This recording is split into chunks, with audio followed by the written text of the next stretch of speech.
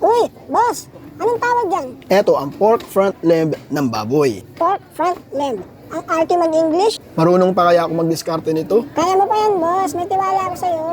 Ano nga pala ang makukuha natin dyan, boss? Nandito ang isang buong kasim, yung spare ribs na may neck bone, pecho, at ang pata front. Try mo na yan, boss. Teka lang naman, buwelo muna tayo. O, game. Ang una nating gagawin ay hatiin natin yung ribs Ay, bakit, boss? para maihiwalay natin yung pecho at yung spare ribs na kasama ang neck bone. Pops, ingat lang, boss. Baka masugat. Hindi yan. Sa bagay, kitang-kita mo yan. Ano ka na naman ah.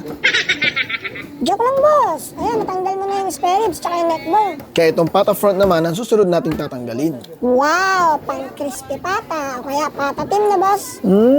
Nagugutom tuloy ako sa mga binabanggit mo. Ano na ang susunod mong gagawin, boss? Tatanggalin naman natin yung shoulder blade or paypay dito sa kasim.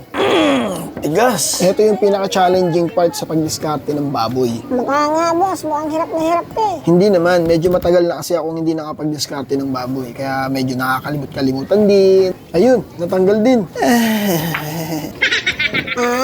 Practice din kasi pag may time. Ito na ang last part na tatanggalin natin, yung bias sa kasim. Yan din yung tinatawag na tubong, di ba, boss? May tama ka, Konsi. May tama ka. Eh, di wow.